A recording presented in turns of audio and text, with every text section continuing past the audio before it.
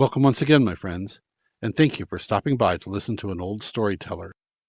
Today we have an American tale, and the title of this story is The Rival Fiddlers. Before Brooklyn had spread itself beyond Greenwood Cemetery, a stone could be seen in Martense's Lane, south of that burial ground, that bore a hoof mark.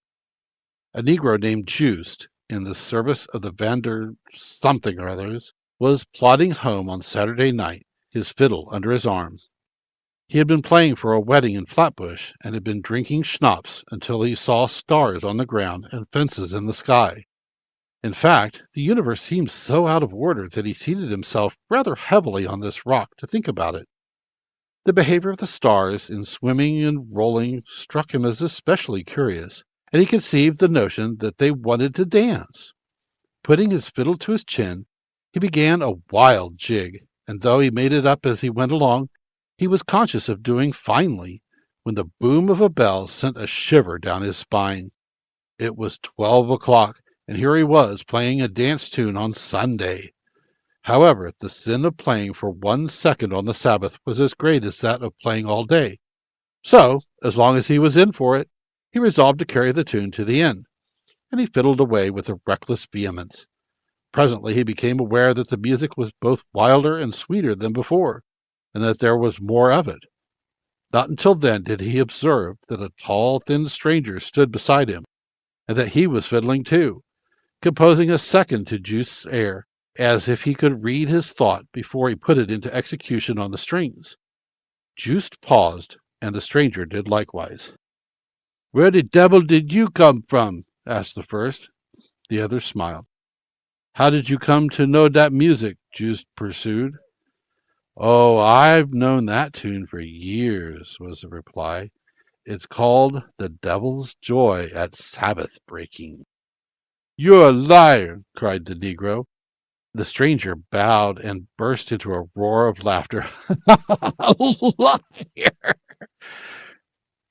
A liar," repeated Joost, "for I made up the music this very minute. Yet you noticed that I could follow when you played." "Yes, you can follow, and I can lead too. Do you know the tune, 'Go to the Devil and Shake Yourself'?" "Yes, but I play second to nobody." "Very well. I'll beat you at any air you try." "Done," said Joost, and then began a contest that lasted until daybreak. The stranger was an expert, but Joost seemed to be inspired, and just as the sun appeared he sounded, in broad and solemn harmonies, the hymn of Von Katz. "Now behold, at dawn of day, pious Dutchmen sing and pray." At that the stranger exclaimed, "Well, that beats the devil!" and striking his foot angrily on the rock, disappeared in a flash of fire like a burst bomb. Joost was hurled 20 feet by the explosion, and lay on the ground insensible until a herdsman found him some hours later. As he suffered no harm from the contest and became a better fiddler than ever, it is supposed that the recording angel did not inscribe his feat of Sabbath breaking against him in large letters. There were a few who doubted his story, but they had nothing more to say when he showed them the hoof mark on the rock.